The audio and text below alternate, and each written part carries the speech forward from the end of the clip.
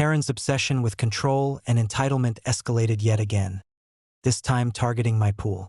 She seemed convinced that she could claim ownership or enforce arbitrary rules, despite the pool being clearly on my property. Her plan was to intimidate and provoke me into submission, but what she didn't anticipate was that the deed and law were firmly on my side, and that even law enforcement would find her claims laughable. It all began on a late afternoon when my family and I were enjoying the pool. The water was sparkling, music played softly in the background, and the neighborhood was peaceful.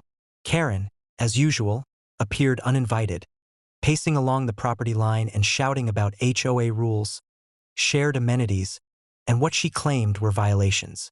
She insisted that my pool was somehow public or that her HOA authority granted her access and oversight.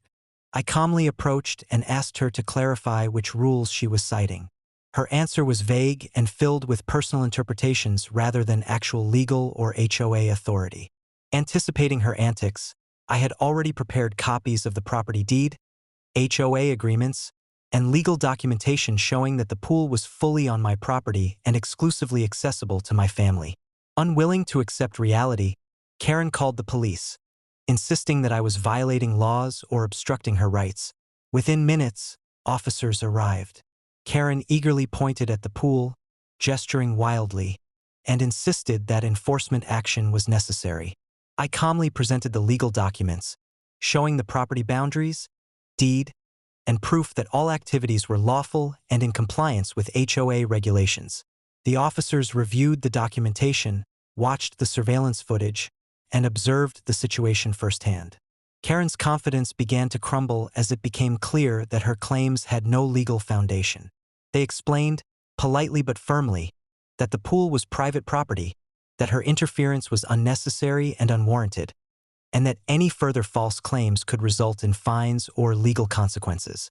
Karen's attempts to argue fell flat, and her entitlement was laid bare. I didn't stop there.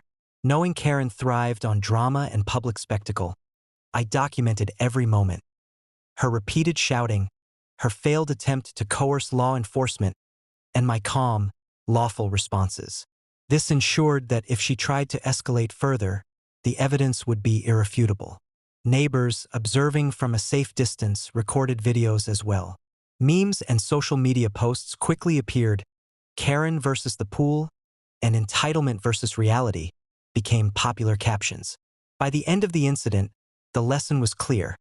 Attempting to assert control over private property or misrepresent legal rights to law enforcement results in public humiliation and documented legal vulnerability.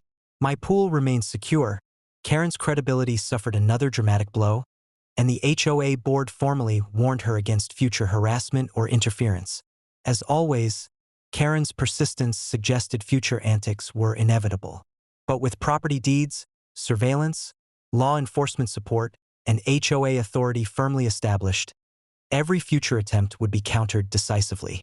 The HOA Karen saga continued to demonstrate, episode by episode, that entitlement, when unchecked by law and documentation, inevitably meets reality and fails spectacularly every time.